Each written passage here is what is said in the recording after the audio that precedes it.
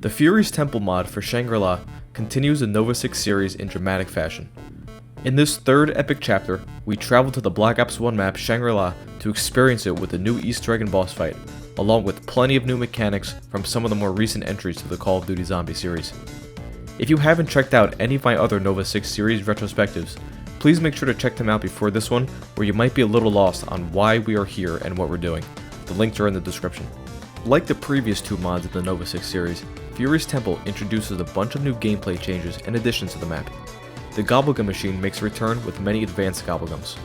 The wall buys and weapon selection are similar to Project Thor, with a few additions. The EM1 and Cell 3 Cauterizer from Advanced Warfare make an appearance. The HD40 and Blunderbuss also return from Project Thor, but they are just their base variants with no special upgrades. Fury's Temple features two new wonder weapons, the Fury Song Sword Specialist, and the Jet Gun, the Soul Catcher. The Fury Song is obtainable through the main quest, so I'll go over that later, but the Soul Catcher is a simple buildable. One of the parts is at the top of one of the water geysers on the map. The next part is at the end of the minecart fast travel, and the last part is dropped from our Shrieker zombie. It works just like its transit counterpart, but doesn't break apart when overheated. The custom HUD for this mod is themed around the dragon statues and the puzzle wheels in the mud maze. The zombie shield is also available in Fury's Temple. It has parts scattered all around the map. The design of the shield looks like the one from Shadows of Evil. This mod adds some new perks that were not in the original version of Shangri-La. Electric Cherry and Widow's Wine have their machines placed into the map, along with Double Tap being upgraded to its 2.0 variant, just like the other mods in the series. The Pack-a-Punch camo on this map is a nice emerald green with green bullet tracers. One interesting change the developers made was to the way the Pack-a-Punch machine functions on this map. Usually, on the original version of Shangri-La, you have to stand on the correct platform to get a certain portion of a totem pole to stop spinning, and then once all 4 portions have stopped spinning, Pack-a-Punch opens. However, in this map, Pack-a-Punch is accessible in intervals after the power gets turned on, so there's no need to stand on any platforms. The stairs switch between usable and unusable every minute or so. And one last little thing that they changed is those spikes that shoot up when you're leaving the spawn room. They got rid of them entirely, which I love, because they were so annoying when going through them. The time trials from Gorod, Krovic, and Revelations are introduced in this map. There's a spot in spawn where you can interact to show a timer so you can track your progress. Doing 5 rounds in 6 minutes gets you the Wrench. 10 rounds in 14 minutes gets you the Skull Splitter. 15 rounds in 24 minutes gets you the MVP. And lastly, the super special weapon for doing 20 rounds in 38 minutes allows you to purchase the Doom Shotgun off the wall. This thing is super cool. The graphics look straight out of the classic game and the gun sits in the middle of the screen. You can Pack-a-Punch it too. Fury's Temple has its own intro cutscene when you launch the map. It's more like a monologue by Coleman, which gives us a reason to why we're in Shangri-La in the first place. Have a listen. We leveled the entire Cosmodrome. It was necessary though. Kind of. This satellite holds a lot of information, and I've been reading up on something that could help us in our endeavors. We're moving to a temple in the Himalayas. There's some artifacts there that will give us the power to open the Apocalypse Rift. This rift is fairly important. It will let us fight Dr. Robot head-on. The lander has just enough fuel to get you there. Once you land, you'll be all out. Communications will be offline. You'll have to enable a radio uplink somewhere near the temple.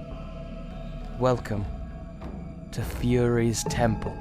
The Fury's Temple main quest starts us off descending down on the lander we took from the Cosmodrome in Project Thor.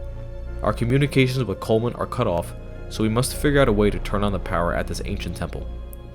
We activate the 2 water wheels in the temple's depths, and Coleman comes over the radio trying to see if we can hear him. Am I on the right frequency? Hello? Is this even working? Above ground, we go to the radio and make proper contact with Coleman.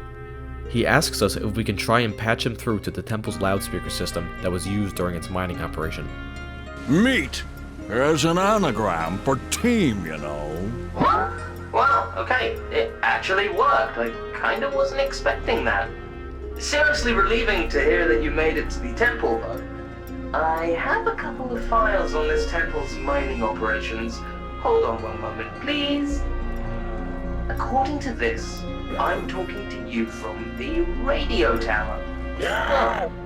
Is there any way you could connect me to the loudspeakers? We're going to need constant communication if we're going to get that rift open.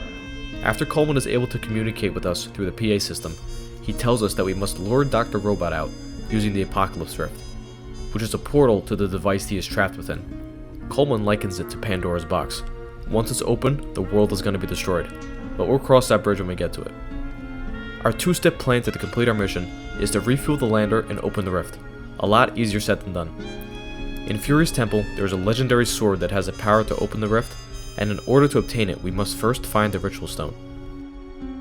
Alright, we are in business. Okay, now, to defeat Dr. Robot, we need to lure him out. To do that, we'll use the Apocalypse Rift. Now, the Apocalypse Rift is essentially a portal to this device that is trapped inside. It's called a QED. It's sort of like an infinite box that just goes on and on and on. Unfortunate side effect, kind of like Pandora's box. After we open it, it'll destroy the world. But don't worry, we'll put it back together again later. There's a couple of things that we're going to have to take care of to do that. First of all, we have got to refuel the lander. We're going to use that to reach the portal. The other thing is to, well, open the rift, of course. A legendary sword resides in this temple. It alone possesses the power to open the rift. You'll have to find the ritual stone to obtain it. Try to find some leftover mining explosives and then use it on the meteor. We have to use some mining explosives to blow up a chunk of the meteor sitting above the water slide. Once we pick it up, Coleman gets excited and tells us we need to go to the rituals tables scattered around the temple and offer each of them a blood sacrifice. You found the stone! Good! Great! Actually, I knew you could do it. Okay. Reading this. It's dark in there. Oh. I It get looks the like you'll have to signal fight from a somewhere. blood sacrifice using the ritual stone. Take it to the ritual tables around the temple. Once you've done enough, you should be able to summon the Fury's soul. So we go around to the 3 tables not in front of Pack-a-Punch and fill them with zombie souls. Once that's done, we can go to the ritual table right in front of the Pack-a-Punch stairs. This starts the final ritual, which keeps spawning in Shrieker zombies until it's finished. The Fury Song sword levitates down, and we grab hold of it, feeling its immense power. The sword is a specialist weapon, so it appears in one of our equipment slots. Its attacks involve swinging it to shoot out blades of energy that do a lot of damage to the undead. Now that we have the means to open the rift, all we have to do now is fill up the lander. The Fury's soul. This sword possesses a power beyond understanding, and with it, we can open the Apocalypse Rift. But before we can do that, we still need to fuel up the lander. Unfortunately, this station is out of commission. It doesn't have a fuel supply. We'll have to create our own. Try to find a combustion engine. There should be one underground. They keep a few for the mining equipment. We need to find a combustion engine in order to get the lander station operational. We go underground near the water wheels and spot one. It's missing a power switch, so we go out and find one above ground. After flipping the switch, it seems like it's out of fuel, so we must get a napalm zombie to explode near it to give it a jump start.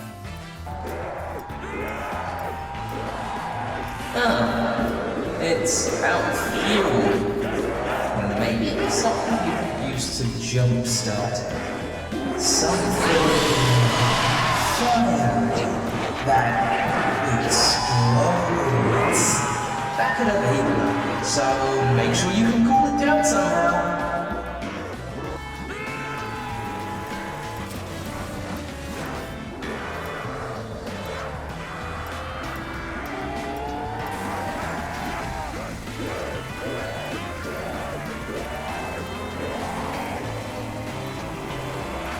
Alright, now turn off the engine and take it to the lander station. It should fuel it up.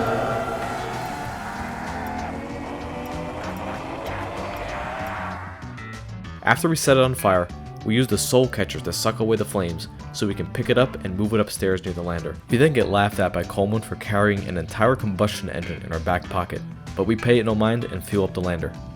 Now we're ready to open the rift, but wait, it has no power. Wait, you actually carried an entire engine up it? Okay, sorry.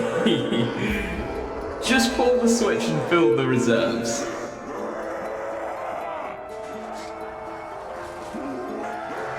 Now we can open the rift. Wait, is that lander station not powered? You've got to be joking. Okay. I'll check the satellite view, hold on. Aha! Okay, I can see a heavy generator by that bridge near Waterfall. It looks like it's been there a while though. That's right. You're You're gonna push give it me down what somehow. I want. Something that can produce a sonic shockwave of sorts should do the trick. We spot a generator dangling off a cliff nearby the waterfall, so we go get a shrieker zombie to knock it loose. It falls in front of the waterfall, so we try and use the ritual stone to levitate it up, but it gets stuck along the way, so we have to give it a bump with some grenades. All over me. That actually worked. Okay, now we need to bring it to the lander. Once it gets back to the lander station, we need to give it a kickstart with some energy weapons. We can use either the EM1 or Cell 3 cauterizer for this. A few fire cells spawn in at this point, just in case we don't have the required weapons, as they're only obtainable from the box. Coleman then gives us some coordinates to enter into the lander station. Those coordinates are the location the rift will open. Once it opens, it will merge our dimensions with any other dimensions trapped within it, which will make finding Dr. Robot very easy. Coleman warns about the grave dangers in doing this, but it's a problem to be solved later on. Is it not starting? Alright, is there an energy weapon here? You could force start it with one of those.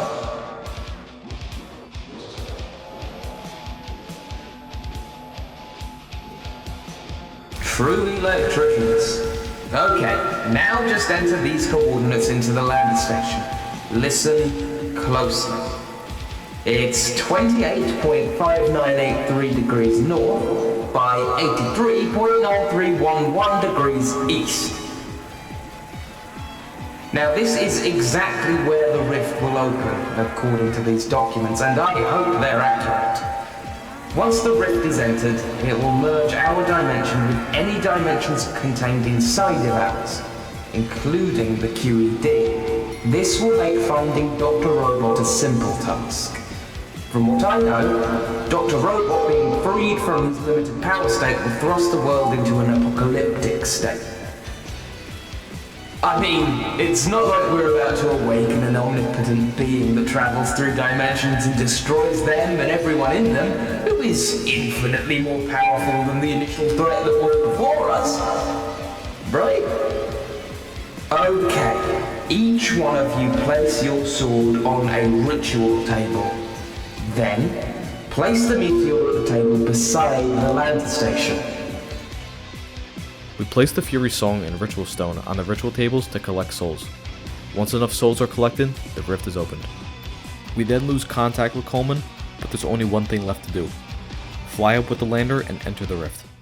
The bloodiest wars in history involve buttercups and hippies. Oh my god! It's opening! The roof is opening!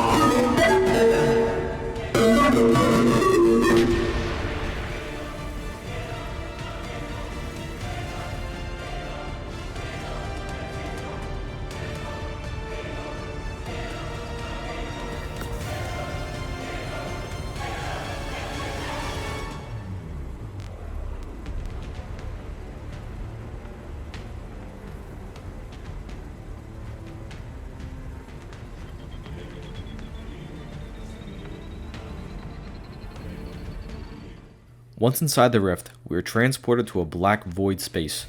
We're standing on a square platform. A strange flower named Flowey appears on a floating TV screen and begins to talk to us, thanking us for allowing him to travel into our dimension to destroy it.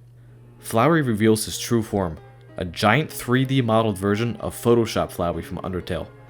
Now, I've never played Undertale, so if you know the significance of this, please let me know in the comments. Once the boss fight starts, Flowey has multiple different attacks he can throw at you. I'll list them off here. He drops bombs on you, he shoots vines from his arms, he shoots a giant laser from his mouth, he can send a swarm of bugs at you, he can shoot out these cross projectiles from his eyes, he can use a flamethrower on you, and he can place exploding circles that have shrapnel on the platform. So it's a lot of different things coming at you with little to no break in between attacks. Most of these attacks don't do a lot of damage on their own, but can easily overwhelm you. You also can't do any damage to Flowey at this time. After around 30 seconds of surviving these attacks, the first minigame will start, Sharpshooter. You teleport to a new location that has 4 platforms with walls that you can jump between. You must hit every target in the void before the timer runs out. Once it's done, it's back to Flowey's swarm of attacks. After a little while, the next minigame will start. It's a parkour time trial. You must finish the obstacle course before the timer runs out. This place features moving platforms and it can be a bit tricky if you aren't careful, or you don't have stamina. Once you complete the trial, you're teleported back for the third phase of attacks. This introduces the true power of Flowey. He still has the same attacks, but can save and reload your position on the platform at will, effectively teleporting you around wherever and whenever he wants. While we're on the topic of saving and reloading, one of the wildest features of this mod is that if you fully die in a boss fight, and your game ends at any point during this boss fight, the next time you launch the mod, you're put right back into it, with hopefully the same loadout. Mine was different, it got swapped around, but I was using a mod menu when recording, so that might have been why. Now you start from phase 1, but still this is a really crazy feature to have. The last minigame is the Deadshot Trial. You spawn on one of many platforms surrounding a giant revolver. The revolver follows you around and tries to shoot at the platform you're standing on, so you must keep moving in order to survive.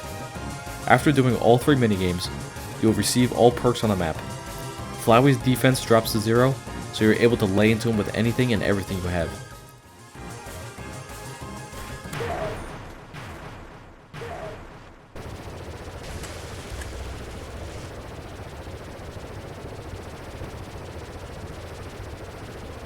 Guess I shouldn't have made those budget cuts. After getting his HP to 0, which takes quite a while, Flowey fakes his demise for a moment before reloading the save, stripping you of all your equipment and killing you over and over again.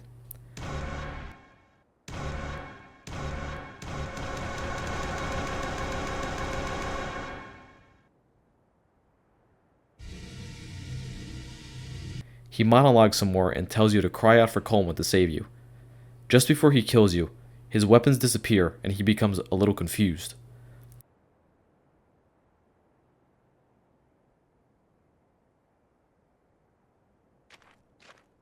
The Fury Song swords show up in the void and position to strike Flowey.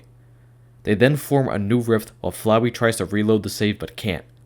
As he begins to panic, the Project Thor satellite comes flying out of the rift and strikes Flowey, killing him. At this point, we're teleported out of the rift and back to Shangri-La. A string of text pops up saying we have destroyed the universe.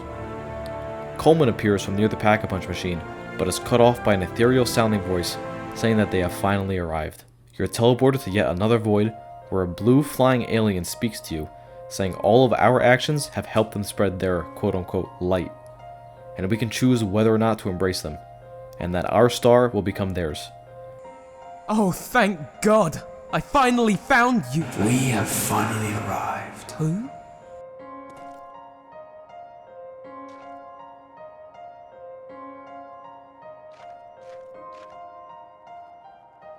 Yours. Open the gateway and thank you. Yours will be remembered as the light prince of your star. We have already infected your race. Yours kind. They have worked against yours. But yours continued to resist. The metal husk bestowed with sentiency. We had told them lies. We had a plan, and yours helped us. All of your actions have helped us spread our light.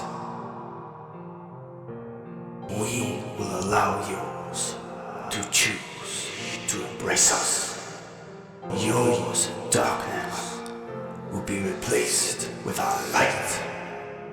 Your star will become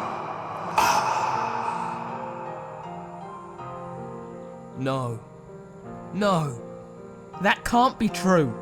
There's no way! All of it was wrong. Every last thing. No. We can't give up. I have one last idea. You'll have to trust me on this one. Just one more time. Mr. President, I need you to get us to Area 51. That jump gate is being constructed in space. We need to get in orbit. Bring the ritual stone. We need to stop the jump gate from being constructed. Now, this part was a little bit confusing to me, as these were new characters and they're a little bit hard to understand, so I might not have the story correct here. But Coleman seems distraught and recognizes the creature.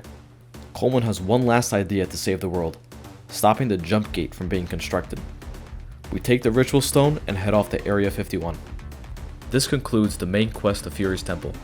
Unlike the other two maps in the Nova 6 series, the base map Shangri-La has one of the more well-remembered Easter eggs in the franchise, as it was one of the first major main quests introduced, and also one of the more difficult quests.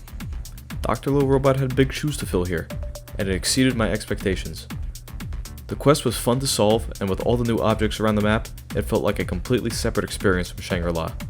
The little XP pop-up that gives you extra points at the end of the round, that's like BO3, is a really nice touch. The boss fight was really a treat, as getting this to work on Black Ops 1 seems pretty insane, especially with all the saving and loading stuff. I love the change made to have Pack-a-Punch on an interval, as I always hated opening it the normal way on Shang. The soundtrack in Fury's Temple is great, especially during the rituals and boss fight. The music flows really well when jumping through all the minigames and different phases.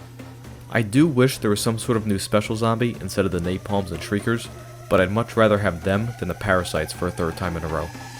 I didn't experience any bugs when I played the map for this video, but when I first played this map 8 years ago with some friends, we broke the map by trying to use gobblegums when going up geysers and using Phoenix up.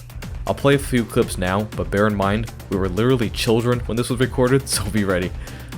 Do it then. Huh? Them. What the fuck? Oh god, Oh, cover no. me. What happened? What is going on? What happened to you guys? Connection. Did you hear that noise, Nick? What? Alright, go ahead, buddy. Quick. Can you do it this time? Hey. Oh, wait. I just got perks. Wait. I did too. What? I didn't. Wait a minute.